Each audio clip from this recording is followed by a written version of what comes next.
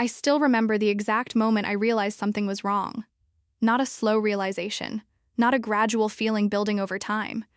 It was sudden, sharp, like cold water hitting your face when you're not expecting it. I was standing on that stage, in front of 300 people, in the middle of the most important presentation of my career. And Patricia was walking toward the front of the room. She wasn't supposed to be doing that. Nobody was supposed to be doing that. And the look on her face. I'd seen that look before. Many times, actually. Over many years. But never like this. Never in public. Never with this many people watching. I kept talking. My mouth kept moving. The words kept coming out, but my brain was already somewhere else entirely. Already trying to figure out what she was doing. Already knowing, somehow, that whatever happened next was going to change everything. I just didn't know yet how much. My name is Jennifer. I'm 32 years old, and I want to tell you something before I get into the rest of this story. I want to tell you because I think it matters, and because I spent a long time being ashamed of it. I am my father's daughter. I work at the company he built. I have his last name on my business card, and for years, for so many years, I let that be used against me. I let people whisper that I only got where I was because of who my father is. I let those whispers get into my head. I let them make me doubt myself, even when I had no reason to. Patricia knew that. She figured it out early. And she used it every chance she got. But I'm getting ahead of myself. Let me start at the beginning. My father built Sterling & Associates from nothing. Literally nothing. He started in a one-room office with a borrowed computer and a phone he could barely afford to keep connected. He worked 18-hour days for years. He sacrificed everything. By the time I was a teenager, the company had grown into something real, something significant, something he was genuinely proud of. And then my mother got sick. I was 14 when she was first diagnosed. Breast cancer. She fought it hard, harder than anyone I've ever seen fight anything in my life. She went through treatments that made her so sick she could barely get out of bed, but she still got up every morning. She still made breakfast. She still asked me about school. She passed away 2 days before my 16th birthday. I don't talk about that much. I don't think I need to explain what that does to a person. If you've lost someone like that, you already know. If you haven't, I hope you never do. My father fell apart quietly.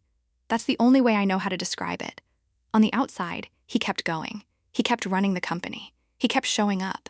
But something in him just went somewhere else. And that's when Patricia came into the picture. She was everything my mother wasn't. And I don't mean that as a compliment. My mother was soft, warm, the kind of woman who remembered everyone's birthday and always knew exactly what to say when you were hurting. Patricia was elegant in a way that felt deliberate, calculated. Like every gesture, every smile, every word was chosen for maximum effect. I tried to like her. I want to be honest about that. I genuinely tried. I was 16 and grieving and desperate for something to feel normal again. And I thought, maybe this could work. Maybe she could be someone I could talk to. Maybe my dad wouldn't seem so lost all the time. But Patricia didn't want a relationship with me. She wanted to manage me. She was polite enough in front of my father. Never said anything outright cruel. That wasn't her style. Her style was the comment that sounds like concern but lands like a slap. The question that's really an accusation. The smile that never quite reaches her eyes. Jennifer, are you sure you want to go into your father's industry? It might look like nepotism. Jennifer, do you think you're being a little aggressive in that meeting? People notice that kind of thing. Jennifer, your father worked so much harder at your age. I'm just saying. Small things. Constant things. A slow drip of doubt over years and years. And my father. God, my father. He just never saw it. Or maybe he saw it and chose not to. I've never been sure which one is worse. I started at Sterling & Associates when I was 20. I want to be clear. I didn't walk in and get handed an office. My father put me in the junior analyst pool with everyone else. Same work, same hours, same expectations. He actually held me to a higher standard in some ways, because he was paranoid about exactly the kind of thing I mentioned, the nepotism accusation. I worked. Hard. Honestly, harder than I've ever worked at anything in my life. I came in before anyone else arrived. I stayed after the cleaning crew left. I took on the projects that nobody wanted because they were difficult and unglamorous and didn't come with obvious rewards. I loved it. That was the thing nobody seemed to expect. I genuinely loved the work. Not because it was my father's company, not because I wanted to prove something to Patricia, but because I was actually good at it. I could see the patterns and numbers that other people missed. I could walk into a room with potential clients and find the thing that mattered to them, the thing they hadn't said out loud yet, and build toward that. By the time I was 30, I was the youngest senior vice president in the company's history. I know how that sounds. I know people will hear that and think, well, of course she was. Her father owns the company. Those people weren't in the room for what it took to get there. But Patricia was. And she never stopped reminding everyone that she didn't believe I deserved it. The merger was my project. My baby. 18 months of work. Quantum Technologies was a firm that had been quietly building something extraordinary in the renewable energy space. Technology that would have completely changed the way Sterling operated. But they were private, they were protective, and they had turned down every approach from every major firm in the industry for 3 years. I got them to the table. It took 6 months of relationship building before their CEO, Margaret Chen, would even take a meeting. Another 6 months before she trusted us enough to have a real conversation. Another 6 months after that to actually structure a deal both sides believed in. I knew every detail of that merger, every number, every clause, every concern Margaret had ever raised and how we'd addressed it. The gala was where we were going to announce it. 300 guests, the entire board, top clients, major press. My father standing up there, proud, talking about the future of the company. And I was supposed to be the one to present it, to stand up there and tell the world what we'd built. I'd been preparing for weeks. I had rehearsed it until I could do it in my sleep. I had my dress picked out, deep navy, simple, professional. I had my notes memorized. I had a backup for the slides. I was ready. I got to the Grand Haven Hotel an hour early. I wanted to walk the room, check the setup, make sure the projector was running correctly, touch base with the A/V team. Patricia found me 15 minutes in. She was wearing red. I remember thinking, of course she is. Jennifer, she said. That smooth, cool voice. You're here early. Just making sure everything's ready, I said. She walked slowly toward the projector screen, ran one finger along the edge of it like she was inspecting for dust. Your father's been worried, she said. She didn't look at me when she said it. She was still looking at the screen. About what? I said. About you doing this presentation. She turned then, and she was smiling. He's been wondering if maybe it's too much. Too much pressure. Too much responsibility for someone at your stage. Something cold moved through my chest. Dad told me I'd be presenting tonight. He said that months ago. People change their minds, she said. He didn't mention changing his mind to me. No, she said, and the smile got just slightly wider. He didn't, did he? She walked away before I could say anything else, and I stood there, alone in that empty ballroom, with that cold feeling spreading through my whole body. I told myself she was bluffing, playing mind games, doing what she always did. I told myself to focus. I should have trusted what my gut was already telling me. The gala started at 7. The room was everything it was supposed to be. The kind of evening that makes you feel like whatever happens next actually matters. People dressed beautifully, conversations happening in every corner, the kind of low, warm lighting that makes everything feel important. My father was at the head table, surrounded by the board. He looked proud, happy, the way he looked on the best nights, the nights when everything the company was came together in one room. Patricia was next to him. She looked perfect, of course. She always looked perfect. I was backstage. My hands were cold. I kept pressing them together to warm them up. I ran through the opening of the presentation one more time, just the first 3 sentences, just to hear them in my head and know they were still there. The host called my name. I walked out. The lights hit me, and for a moment I couldn't see anything, just white and warmth and the sound of 300 people settling into attention. And then my eyes adjusted and I could see the room. I could see the board. I could see my father. I could see Patricia, watching me from the head table, very, very still. I started talking. The words came out exactly the way I'd practiced them, clear and confident and building towards something. I could see people nodding. I could see Margaret Chen in the 3rd row, watching carefully, with that sharp expression she always had when she was genuinely engaged. It was working. It was actually working. And then Patricia stood up. Time does something strange in moments like that. It doesn't slow down, exactly. It's more like everything becomes very precise, very specific. You notice details you wouldn't normally notice. I noticed the sound of her chair on the floor. I noticed how the room shifted, the way attention moved from me to her, like a wave. I noticed that she was already walking toward the front, not hesitating. She'd already made her decision before she stood up. She raised her hand and waved toward the back of the room. I need security, right now. Her voice was loud, deliberately loud, the kind of loud that makes sure no one in the room can pretend they didn't hear it. The room went completely silent, not the polite quiet of an audience listening, the stunned quiet of 300 people who had no idea what they were watching. The security guard came forward. He looked confused and uncomfortable and completely unprepared for whatever this was. Patricia pointed at me. "This woman should not be here," she said. "She is not authorized to make this presentation. She does not have clearance to be on this stage tonight. I need you to remove her from the premises." I heard my own voice come out strange, distant, like someone else was speaking through me. "I'm Jennifer Sterling. I'm the senior vice president. This is my presentation. My father." "She's lying," Patricia said, still that loud, deliberate voice. She looked around the room as she said it, making sure everyone heard, making sure everyone was watching. "She's not who she's claiming to be.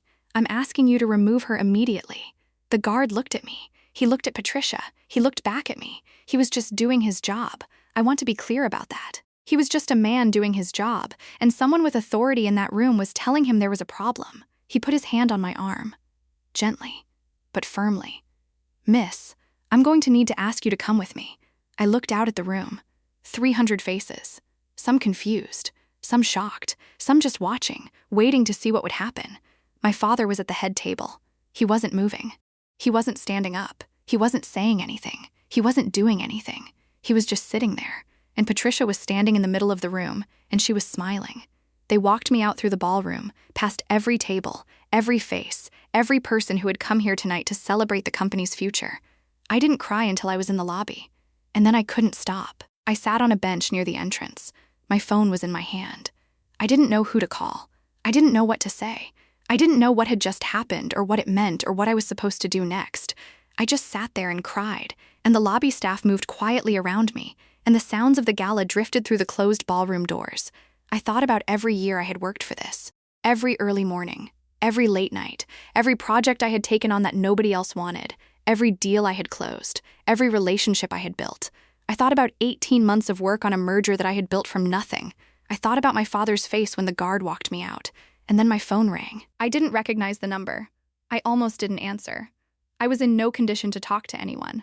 My voice was going to come out wrong, but something made me pick up. "Jennifer?" The voice was a woman. Older. Calm and direct in that way that certain people are when they've been running companies for decades. "Yes," I said. "This is Margaret Chen." I couldn't speak for a moment. "I want you to know," she said, "that I've been working on this merger for 6 months. With you. And I know exactly who you are, and I know exactly what you've done, and what just happened in that room was wrong." My voice broke. I pressed my lips together. "I don't know what to say." "You don't have to say anything," Margaret said. "I just need you to know that I saw what happened. I know what's real. And I'm going to make some calls tonight." She hung up before I could respond. 10 minutes later, the phone rang again. And again. And again. I sat in that hotel lobby for 2 hours. My phone rang 73 times. CEOs who had worked with me. Board members who had been watching carefully for years. Journalists who had heard the rumors and wanted to know what was true. Clients who knew exactly who had done the work. Every single one of them saying some version of the same thing. I saw what happened. I know what's real. I'm not letting this go. And 17 calls from my father. I let all 17 go to voicemail. I called him back when I got home.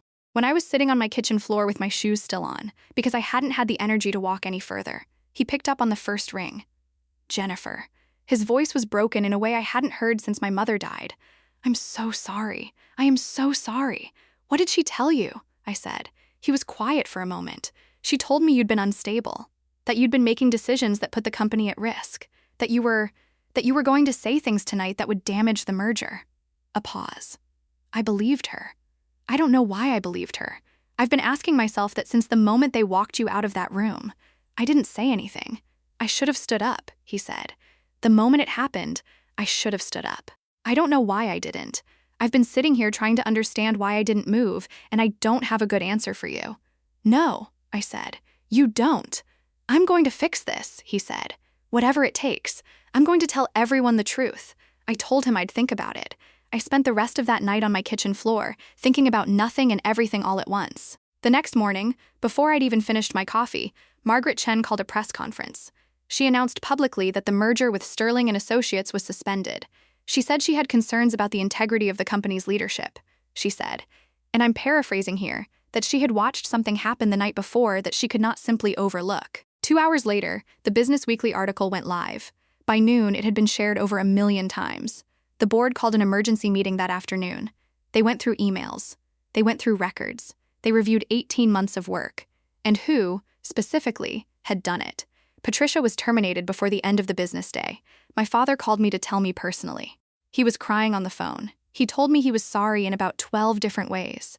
He asked me what he could do. He asked me what I needed. He asked me if I could forgive him. I told him I needed time. I resigned from Sterling and Associates 2 weeks later. Not out of anger. Not even out of hurt. Really.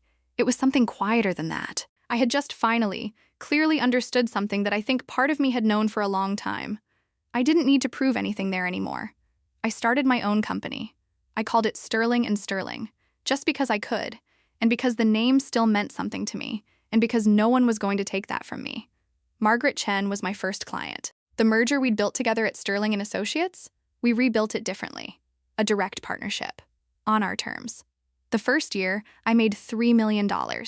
The second year, 10. The third year, 50. Patricia tried to reach me a few times in that first year. I didn't respond. Not out of cruelty.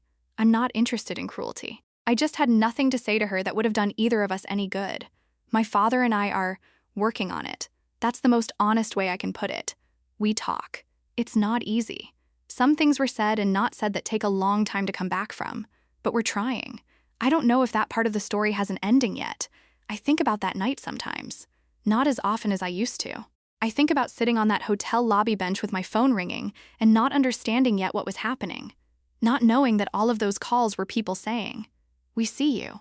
We know what's real." I think about how close I came to letting that night be the thing that defined me. The night I got walked out of a room. The night my father didn't stand up. Instead, it became something else. It became the night I found out who was actually paying attention. It became the night I stopped needing anyone's permission to believe in myself. If you've ever been in a room where someone tried to make you small, where someone looked you in the eye and told you that you didn't belong, I want you to hear this. The people who do that are not telling the truth about you. They're telling the truth about themselves, about what they're afraid of, about what they can't stand to watch you become. You don't have to forgive them quickly. You don't have to be graceful about it right away. Some of it takes time to carry, but keep going anyway, because the story doesn't end in that room. It starts there. Thank you for listening.